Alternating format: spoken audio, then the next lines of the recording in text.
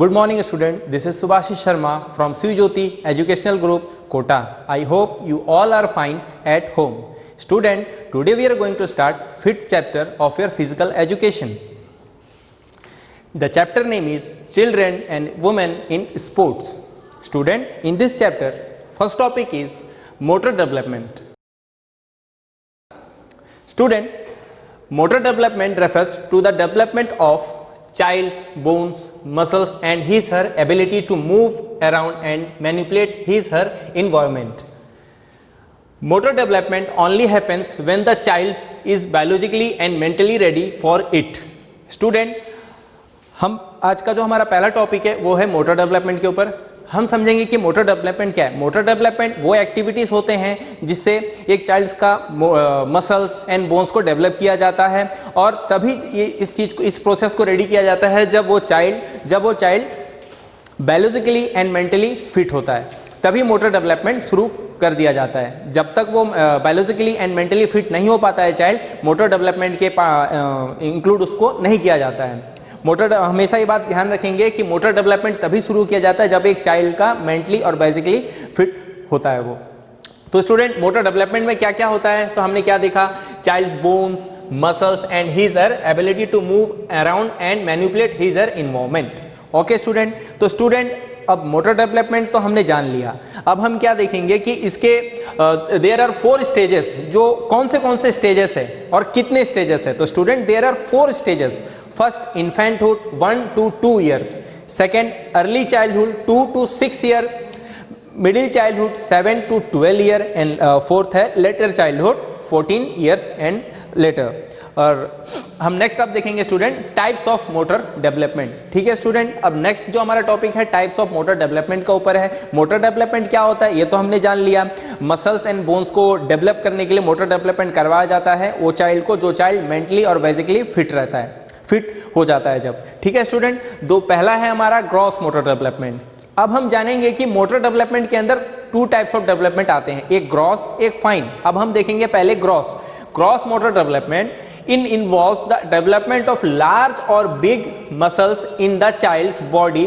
These big muscles help them to stand, sit, run, jump, etc. Student, gross motor development का जब हम discuss करते हैं तो हमें ये हमेशा ध्यान में रखना है ये gross motor development large muscles के लिए होता है. बॉडी में हमारे कुछ लार्ज मसल्स होते हैं, कुछ स्मॉल मसल्स होते हैं. जब ग्रॉस मोटर डेवलपमेंट का बात आती है तो उन मसल्स में काम किया जाता है, वर्क किया जाता है जो मसल्स लार्ज होते हैं. जैसे कि आप थाई मसल्स ले लीजिए, काफ muscles, abdominal muscles, back muscles, shoulder muscles, biceps muscles, जो भी मसल्स लार्ज हैं तो उन पर वर्क होता है. तब हम देखेंगे ग्रॉस मोटर डेवलपमेंट. ये मोटर डेवलपमेंट में लार्ज मसल्स के ऊपर वर्क किया जाता है जिसमें कुछ एक्टिविटीज भी होता है जिसके वजह से वो लार्ज जो मसल है उसमें एक इफेक्ट अच्छा हो, डेवलप हो वो. तो कौन से एक्टिविटीज है स्टूडेंट, जैसे कि stand, seat, run, jump etcetera. बहुत सारे ऐसे एक्टिविटी जिसमें लार्ज मसल का वर्क हमें देखने मिल जाता है. ग्रॉस मोटर डेवलपमेंट हम समझ गए स्टूडेंट. अब हम नेक्स्ट देखते हैं वैसे ही fine motor development. Motor development के जो पहला पार्ट था ग्रॉस मोटर डेवलपमेंट हमने समझ लिया स्टूडेंट. अब हम समझेंगे fine motor development. Fine motor development है it involves the development of small muscles in the body. These muscles help them to do fine work like catching, throwing, picking, kicking, dancing, balancing skill, performance, writing, etc. जो भी ऐसे skill, ऐसे work जो बहुत आपको यहाँ पे mention किया गया बहुत छोटे ड्यूरेशन में किया जाता है, जैसे कि किकिंग हो गया, उसके बाद आपका picking, throwing, writing, dancing, painting. ठीक है स्टूडेंट, तो ये सारे एक्टिविटीज़ को हम क्या समझेंगे कि इनमें फाइन मोटर इट्स मीन जो स्मॉल मसल्स होते हैं उसका वर्क इसमें ज़्यादा देखा जाता है. अब जैसे कि कोई चाइल्ड है वो ड्राइंग कर रहा है तो उसके finger muscles, wrist muscles work कर रहा है. ठीक है स्टूडेंट, अब कोई चाइल्ड जो है वो बैलेंस कर रहा है बॉडी को. उसके बाद कोई चाइल्ड जो है वो फुटबॉल को किक कर रहा है तो उसमें फुट मसल्स. तो जो छोटे छोटे जो मसल्स का वर्क हम देखते हैं ना स्टूडेंट, वो हम फाइन मोटर डेवलपमेंट में देखते हैं. ये भी ज़रूरी होता है. ठीक है स्टूडेंट, तो हम लोगों ने समझ लिया कि मोटर डेवलपमेंट क्या होता है और मोटर डेवलपमेंट के जो 2 पार्ट हैं इंपॉर्टेंट. फर्स्ट हमने ग्रॉस के ऊपर डिस्कस कर लिया है, अब हमने डिस्कस कंप्लीट किया फाइन मोटर डेवलपमेंट के ऊपर. ठीक है स्टूडेंट, अब हम नेक्स्ट चलते हैं फैक्टर अफेक्टिंग मोटर डेवलपमेंट, वे कौन कौन से फैक्टर है जो मोटर डेवलपमेंट में अफेक्ट करते हैं, चलिए ये भी हम जानते हैं। तो सबसे पहला है student biological factor. Biological factor it's mean the genes which we get from our parents are responsibility for various types of development including motor development. The percentage of fast twitch fibers white and slow twitch fiber red depends on biologically factor। Student अब parents जो होते हैं, अब जैसे कि parents का जो body structure होता है, उनका जो मसल्स का वर्क होता है, अब इससे ये हम पता लगा सकते हैं कि वो जो उनसे होने वाला जो बेबी जो चाइल्ड है उनका मसल डेवलपमेंट किस तरीके से होगा। ये भी डिपेंड करता है कि वो पेरेंट्स का health, body structure, muscles, bones किस तरीके से है। स्टूडेंट अब इसमें जो एक 2 पॉइंट लिखा हुआ है fast twitch fibres and red twitch fibres, जिसे fast twitch fibres it's mean and red twitch fibre it's mean, अब हम समझेंगे। तो स्टूडेंट जो हमारा पहले है जो है फास्ट ट्विच फाइबर वाइट, तो इसका क्या काम होता है, जब मसल्स कोई भी एक्टिविटी को फोर्सफुली मतलब स्पीड से, स्ट्रेंथ के साथ करती है और कुछ शॉर्ट टाइम तक, तब उस टाइम मसल्स का वाइट फाइबर्स मूवमेंट में होता है, वाइट फाइबर्स वर्क कर रहा होता है। और ये जो वाइट फाइबर होता है ना स्टूडेंट, इसमें फटीग थोड़ी जल्दी आती है। बिकॉज वाई, क्योंकि ये जल्दी जल्दी एक तो मूव कर रहा है और ऊपर से बहुत स्ट्रेंथ के साथ कर रहा है, जल्दी जल्दी कर रहा है, स्ट्रेंथ के साथ कर रहा है, तो फटीग भी जल्दी ही आनी कॉमन सा बात है। अब नेक्स्ट हम देखेंगे रेड ट्विच फाइबर। अब रेड ट्विच फाइबर जो होता है ना स्टूडेंट, वो मसल जो है वर्क करता है बट लेट तक करता है और धीरे धीरे से करता है। इट्स मीन उसमें जो फटीग आए वो लेट से ही आएगी, फटीग दोनों में ही आएगी, एक में थोड़ा जल्दी आता है, एक में लेट से। अब हम एग्जाम्पल के अनुसार समझते हैं। अब जैसे कि मान लीजिए एक एथलीट है, एक इंडिविजुअल एक एथलीट है जो 100 या 200 मीटर का स्प्रिंट करता है। देखिए स्टूडेंट, एक ग्राउंड का जो अगर हम एक चक्कर लगाते हैं तो वो 400 मीटर का होता है, हाफ चक्कर लगाते हैं तो वो 200, और वन साइड अगर दौड़ते हैं सिर्फ तो वो 100 का होता है। तो अब मान लीजिए स्प्रिंट का जो इवेंट है वो 200 और 100 का मेनली होता है। तो मान लीजिए एक इंडिविजुअल एक एथलीट है, वो रनिंग कर रहा है बहुत फास्ट में, क्योंकि 100 मीटर उसे बहुत फास्ट मूवमेंट में दौड़ना होता है। तो जब वो फास्ट मूव कर रहा होता है तो बॉडी मसल तो कॉमन सा बात है वर्क कर ही रहा होता है, तो उस टाइम उसका वाइट ट्विच फाइबर मसल जो होता है वो वर्क ज्यादा कर रहा होता है, क्योंकि मैंने क्या बताया, वाइट में वो फास्ट मूवमेंट चल रहा होता है। अब वैसे ही रेड, तो अब मान लीजिए एक इंडिविजुअल है, एक एथलीट है, वो उसे मैराथन कंप्लीट करना है, और मैराथन बहुत लार्ज डिस्टेंस का रनिंग होता है, जैसे कि 15 किलोमीटर, 21 किलोमीटर, 10 किलोमीटर, ऐसे। तो ये 2 मिनट में खत्म होने वाला रेस तो नहीं है, रनिंग तो नहीं है, इवेंट तो नहीं है, तो ये कम से कम 1 आवर लग जाता है इस पे, या 20 मिनट्स या 30 मिनट्स या इससे बहुत ज्यादा। इट्स मीन इसमें टाइम बहुत ज़्यादा लगता है स्टूडेंट। तो इसमें धीरे धीरे मसल्स वर्क करता है और लेट तक मसल्स वर्क करता है। तो कौन से मसल इसमें वर्क कर रहा है, रेड ट्विच फाइबर मसल्स। ठीक है स्टूडेंट, तो मसल्स फाइबर भी हमने समझ लिया, और हमने ये भी समझा कि पेरेंट्स का क्या इफेक्ट पड़ता है बेबी के ऊपर, मसल्स को लेकर, बोन्स को लेकर। ठीक है स्टूडेंट, तो बायोलॉजिकल फैक्टर तो हमने समझ लिया। अब नेक्स्ट हम समझेंगे न्यूट्रिशन। देखिए स्टूडेंट, अब मसल्स को बिल्ड करना है तो खाली ऐसा थोड़ी जो कि जिम जाओ या कोई एक्टिविटी करो या एक्सरसाइज करो, इसके साथ हमें प्रॉपर वे में न्यूट्रिशन डाइट भी लेना जरूरी है, क्योंकि मसल्स एक्सरसाइज से ठीक है मसल्स डेवलप होता है, बट उसमें न्यूट्रिशन की भी जरूरत बहुत ज़्यादा होती है। ठीक है स्टूडेंट, एक प्रॉपर न्यूट्रिशन भी मसल बिल्ड करने का एक इंपॉर्टेंट पार्ट होता है। ओके स्टूडेंट, हमने ये भी समझ लिया न्यूट्रिशन। नेक्स्ट हम देखते हैं जो आ रहा है इन्वायरमेंटल फैक्टर्स। जिस इन्वायरमेंट में वो चाइल्ड रहता है या एक्टिविटी करता है या फिजिकली वर्क करता है, तो वो इन्वायरमेंट भी सही होना ज़रूरी है, हाइजीनिक होना ज़रूरी है, वहाँ के लोग सही होने चाहिए, वहाँ एक्टिविटी सही तरीके से मतलब एक्टिविटी सही तरीका से होना चाहिए। बिकॉज इन्वायरमेंटल अगर सही नहीं है, प्रॉब्लम है, उसमें कुछ गलत है, तो उसका बैड इफेक्ट तो बॉडी में आना ही है, चाहे वो चाइल्ड हो या कोई इंडिविजुअल हो। तो इन्वायरमेंटल भी मैटर करता है फैक्टर में, किसका, मोटर डेवलपमेंट का। स्टूडेंट, अब हमने ये भी समझ लिया जो फैक्टर्स थे जो इफेक्ट करते हैं मोटर डेवलपमेंट में। अब हम देखेंगे student exercise guidelines at the different stages of growth. कौन से एक्सरसाइज गाइडलाइंस है जो ग्रोथ एंड डेवलपमेंट में हेल्प करते हैं, स्टेजेस ऑफ ग्रोथ। तो सबसे पहले है student infancy, 1 to 2 year. Next आगे हम डिस्कस करेंगे एज के साथ जब चलेंगे। तो पहले हम देखेंगे इन्फेंसी। तो इसमें क्या एज होता है, 1 to 2 ईयर, वो चाइल्ड का एज 1 to 2 ईयर होता है। तो अब इसमें कुछ एक्सरसाइजेस, कुछ एक्टिविटी करवाया जाता है उनको, उनका मसल्स और उनका बोन्स को डेवलप के लिए। अब देखते हैं, during this stage of growth and development physical activity और exercise should be encouraged. Okay student, should be encouraged exercise to develop head control, sitting, crawling etcetera. अब कौन से, अब ऐसा तो नहीं कि उसे हम डायरेक्ट रनिंग करा सकते हैं, क्योंकि देखिए एज कितना दिखा रहा है यहाँ पे 1 to 2 ईयर। अब 1 से 2 साल का जो चाइल्ड होता है, क्या उससे हम बोल देंगे रनिंग करने के लिए, या हम उसे बोल देंगे सिटअप्स करो या पुशअप्स करो? ऐसा तो नहीं, क्योंकि उसके लिए कुछ ईजी सा, बहुत ही ईजी सा, जो जिससे उसका मसल्स को गुड इफेक्ट मिले, ठीक है, जो वो ठीक से एफिशिएंट वे में कर सके। तो कौन से, जैसे कि हेड कंट्रोल करना, सिटिंग ठीक से बैठना, स्पाइनल कॉर्ड को सीधा रखते हुए, नेक्स्ट है क्रॉलिंग, किसी के सहारे कुछ चीज़ को पकड़कर खड़ा होना है, चलने का कोशिश करना, नेक्स्ट एटसेट्रा, और भी बहुत कुछ ऐसे सिंपल एक्टिविटीज होते हैं स्टूडेंट, ठीक है। Should be encourage infancy should be indulge in some simple exercises. देखिए यहाँ क्या बताया गया है, some simple exercises like moving arms, कुछ moving arms and legs, reaching to various objects, ऐसे कुछ simple activity, simple exercises, because यहाँ में हम इस चीज को ध्यान में रखेंगे 1 to 2 ईयर। ओके स्टूडेंट, अब हम नेक्स्ट देखते हैं। नेक्स्ट है हमारा अर्ली चाइल्डहुड, जिसका एज बार है 3 to 7 ईयर। यहाँ पे एज बार क्या बढ़ रहा है, देखिए 3 to 7 ईयर। अब इसमें कौन से वो एक्टिविटी, वो एक्सरसाइजेस शामिल है, चलिए देखते हैं। During this stage of growth and development such exercises और physical activity should be encouraged which helps in developing competence in movement skill, throwing, jumping, catching और kicking the ball।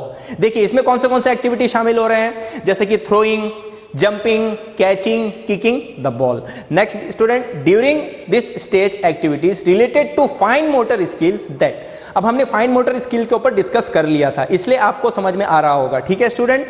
Coordinative ability should be एम्फेसिस्ड। Coordinative ability it's mean body को balance करना, एक coordination में किसी activity को करना। हाँ, something आप देख सकते हैं, प्री प्राइमरी जो स्कूल होता है जिसमें 5 ईयर से ऊपर जो चाइल्ड होते हैं वो एडमिशन लेते हैं, वो उसमें फिजिकल एक्टिविटी में पार्ट लेते हैं, तो अब उसको क्या मास पीटी कराया जाता है, 1-2 करके एक सीक्वेंस वाइज में, एक हर एक एक्सरसाइज को एक सीक्वेंस वाइज में कराया जाता है। एक दूसरे को देखकर कोऑर्डिनेशन उनको बनाने के लिए बोला जाता है। नेशनल डे आता है तो उनको ड्रिल कराया जाता है, समथिंग लाइक मार्च पास, जो लेफ्ट राइट होते हैं तो उसमें भी एक कोऑर्डिनेशन बनाकर चलना होता है। नेक्स्ट हम देखेंगे कि बॉडी बैलेंस करना, किसी टारगेट को पूरा करने के लिए धीरे धीरे आगे बढ़ना एक्टिविटी में। सो ये सब जो एक्टिविटीज हो जाते हैं ना स्टूडेंट, वो हो जाते हैं कोऑर्डिनेटिव एबिलिटीज के अंदर आ जाते हैं, इट्स मीन कोऑर्डिनेटिव एक्टिविटीज के अंदर आ जाते हैं। तो इसलिए अब इसी भी हम समझ गए कि अर्ली चाइल्डहुड में कौन से एक्टिविटीज, फिजिकल एक्सरसाइजेस शामिल है। Next student, letter childhood. अब देखिए फिर से एज बढ़ गया, 8 to 12 ईयर्स हो गया है वो चाइल्ड का। तो अब इसमें कौन से एक्टिविटीज है, चलिए जानते हैं। During this stage children should be introduced to competitive sports and taught the basic rules of sports competition. Student अब बात आते हैं 80 to 12 ईयर के चाइल्ड का, जिसे लेटर चाइल्डहुड हम कहते हैं। तो इसमें क्या है ना स्टूडेंट, कुछ कॉम्पिटिटिव स्पोर्ट्स के सिंपल से रूल उनको हम बताते हैं, उनको हम पार्टिसिपेशन लेने के लिए इन्वॉल्व करते हैं, उनको हम गेम में पार्टिसिपेशन लेने में शामिल करते हैं। स्टूडेंट ये चीज को भी समझना है कि during this stage children should be introduced to competitive sports and taught the basic rules of sports competition. Basic rules भी उनको बताया जाता है। That enjoying the game, fair play, simple strategies and tactics. They can also be introduced to the concept of sports training and the exercise। जब वो ये सारे activity को करते हैं तो एक तरह का किस तरह का कंसेप्ट बन जाता है स्टूडेंट, स्पोर्ट्स ट्रेनिंग का। स्पोर्ट्स ट्रेनिंग एक तरह से हम उनको प्रोवाइड कर रहे हैं, ठीक है, सिंपल वे में। नेक्स्ट हम देखते हैं student, the exercise that build endurance, aerobic exercise like running, swimming and cycling etcetera. Student aerobic, अब ये बात आता है यहाँ पे aerobic exercise. Student aerobic and anaerobic दो टाइप के एक्सरसाइज होते हैं। एरोबिक एक्सरसाइज इट्स मीन वो एक्टिविटी जिसे करते वक्त हम उस टाइम ऑक्सीजन जो है, ब्रीदिंग ऑक्सीजन हम नहीं लेते हैं, उस एक्टिविटी के कुछ टाइम बाद ही हम ऑक्सीजन इनहेल करते हैं। बट एनारोबिक में क्या होता है कि हमें ऑक्सीजन का जो डिमांड है वो बार बार पड़ता है। चलिए एग्जाम्पल के हिसाब से हम इसे समझते हैं। अब एक एथलीट है जिसे 100 मीटर का रनिंग करना है, तो क्या आप सोचिए वो ऑक्सीजन लेते लेते क्या वो रनिंग करके 100 मीटर कंप्लीट करता है, या एक बार वो अपना जो सफिशिएंट अमाउंट में ऑक्सीजन ले लेता है और उसके बाद जब रेस कंप्लीट करता है तब जो सेकंड वो ऑक्सीजन उस टाइम वो लेता है, ऐसा ही होता है। तो ये जब वो जब वो एक बार जब स्टार्टिंग पोजीशन में आता है और वो रनिंग कंप्लीट करता है 100 मीटर का, और वहाँ पर जैसे कंप्लीट करता जाते हुए वो ऑक्सीजन एक हैवी अमाउंट में लेता है, ये होता है एरोबिक एक्टिविटी। और एनारोबिक एक्टिविटी से एग्जाम्पल के हिसाब से अगर हम समझेंगे तो ये है जैसे कि marathon runner, it's mean 21 kilometre जो प्लेयर दौड़ता है, 10 किलोमीटर जो प्लेयर दौड़ता है, तो क्या आप सोचिए क्या वो इन दोनों से बेनिफिट जान लेते हैं। तो एरोबिक एक्सरसाइज के बेनिफिट्स क्या है स्टूडेंट, इसमें स्ट्रेंथ, फ्लेक्सिबिलिटी, एंड्योरेंस, और उसके बाद ब्लड सर्कुलेशन, रेस्पिरेटरी सिस्टम, ये सारे चीज में एक अच्छा इफेक्ट पड़ जाता है। अब वैसे ही अगर हम एनारोबिक समझेंगे तो एनारोबिक में अच्छा खासा स्टेमिना बन जाता है बॉडी का, फ्लेक्सिबल हो जाता है, ब्लड सर्कुलेशन और रेस्पिरेटरी सिस्टम भी इसमें अच्छा वर्क कर लेता है। ठीक है स्टूडेंट, हमने ये भी समझ लिया एरोबिक एनारोबिक। अब इसमें कौन से, अब एरोबिक एक्सरसाइज जब यहाँ पे दिया हुआ है स्टूडेंट, तो इसमें जैसे कि like running, swimming and cycling etcetera शामिल है। अब साइकिलिंग कर रहा है, रनिंग कर रहा है बंदा, स्विमिंग कर रहा है, तो अब एक ही बार वो वन टाइम वो ऑक्सीजन लेते हुए और वो वर्क को कंप्लीट करने के बाद सेकेंड टाइम में ऑक्सीजन लेगा, ऐसा है। तो इसलिए इसमें बताया गया है एरोबिक एक्सरसाइज, मतलब एक्टिविटी के आफ्टर एक्टिविटी वो सेकंड ऑक्सीजन जब लेता है हैवी अमाउंट में, तो वो एरोबिक एक्सरसाइज में आ जाता है। और इसमें क्या क्या डेवलप होता है ये भी मैंने आपको बता दिया। स्टूडेंट स्ट्रेंथ रेसिस्टेंट एक्सरसाइज, अब कुछ ये भी है, स्ट्रेंथ रेसिस्टेंट एक्सरसाइज भी इसमें शामिल है। And agility, coordination and balance, fast work and rapid movement exercises. देखिए 8 to 12 ईयर्स के जो चाइल्ड होते हैं उनको उनका अगर मसल्स को डेवलप करना है तो उनको हम एरोबिक एक्सरसाइज में शामिल करते हैं, कुछ स्ट्रेंथ रेसिस्टेंट एक्सरसाइज में शामिल करते हैं, और कोऑर्डिनेशन एंड बैलेंस वाले जो एक्टिविटी होता है उनमें भी हम उन लोग शामिल करते हैं। तो हमने ये समझ लिया स्टूडेंट। अब हम नेक्स्ट देखते हैं जो है adolescence, it's mean 13 to 19 years. ठीक है student, during the stage of adolescence moderate to vigorous intensity exercise physical activity is recommended for at least 60 minutes and up to several hours every day। हर दिन 60 minute या कुछ उससे भी थोड़ा बहुत हल्का सा ज़्यादा एक्टिविटी में उनको इन्वॉल्व कराया जा सकता है, बिकॉज क्योंकि उसका बॉडी, उनका मसल्स, उनका बोन्स उस चीज़ के लिए प्रिपेयर हो जाता है, क्योंकि वो अब इससे पहले से वो एक्टिविटी में शामिल है। इसलिए हम बोलते हैं कि बच्चे को बचपन से ही कुछ एक्टिविटी में शामिल रखना, शामिल करवाना बहुत ज़रूरी होता है, बिकॉज आगे फ्यूचर वाले आने वाले जो एजेस हैं, जो टाइम में उनको बॉडी का प्रॉब्लम नहीं होता, ना मसल्स में ना जॉइंट्स में, ऐसा। ठीक है, उसके बाद इसमें हम लोग क्या समझे, 13 to 19 ईयर्स, मतलब इसमें क्या है कि 16 मिनट्स या इससे थोड़ा सा ज़्यादा टाइम ड्यूरेशन को ध्यान में रखते हुए फिजिकल एक्टिविटी में उन बच्चों को शामिल कराया जा सकता है। बिकॉज वाई, क्योंकि वो बच्चे उस टाइम प्रिपेयर हो जाते हैं, रेडी हो जाते हैं उतने टाइम तक के करने के लिए एक्टिविटी को। ठीक है, फिजिकल एक्टिविटी और एक्सरसाइज सच एज रनिंग, कौन से एक्टिविटीज हम देख लेते हैं, running, gymnastic, pushups, jumping, rope playing, hockey, basketball, swimming, tennis and resistant exercise, weight training should be included. Student देखिए इसमें गेम्स भी हैं, कुछ एक्सरसाइज भी हैं, लाइक रेसिस्टेंट एक्सरसाइज स्ट्रेंथ के लिए, एंड लाइक वेट ट्रेनिंग। अब स्टूडेंट हम समझेंगे वेट ट्रेनिंग। तो वेट ट्रेनिंग क्या है स्टूडेंट? वेट ट्रेनिंग का सबसे पहला बात क्या आ रहा है यहाँ सेकंड में, ट्रेनिंग, इट्स मीन किसी चीज को सीखना, ट्रेनिंग लेना।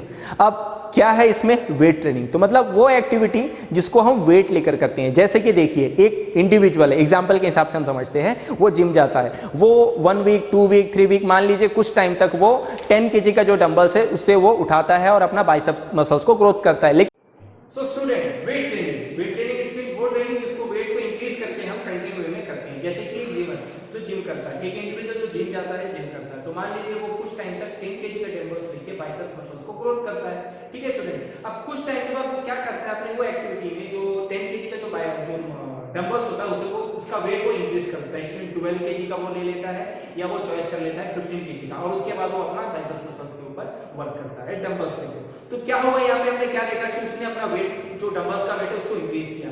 तो साफ तौर से अगर देखा जाए तो वेट को इंक्रीज करते हुए किसी भी ट्रेनिंग को कंटिन्यू वे में करना, दैट्स कॉल्ड वेट ट्रेनिंग, यही कहलाता है वेट ट्रेनिंग। ठीक है, इससे मसल्स एंड्योरेंस, मसल स्ट्रेंथ काफी ज्यादा डेवलप होता है। तो हमने वेट ट्रेनिंग भी समझ लिया, शुड बी इंक्लूडेड। नेक्स्ट हम देखेंगे स्टूडेंट जो है एडल्टहुड, जो 19 ईयर्स या इससे ऊपर के चाइल्ड के बीच। Adult should try to be active always, they should also indulge in running, aerobic exercises, weight training, push-ups, sit-ups etc. देखिए बड़े-बड़े एक्टिविटी को इसमें बताया गया है, जैसा रनिंग, एरोबिक एक्सरसाइजेज जिसके ऊपर हमने डिस्कस कर लिया, वेट ट्रेनिंग जस्ट अभी डिस्कस किया हमने, पुश-अप्स, सिट-अप्स, ठीक है, etc. फॉर मसल स्ट्रेंथ के लिए, मसल्स के पावर को बढ़ाने के लिए। As a matter of fact, adults require such exercises or activities that help to increase their muscular and bone strength.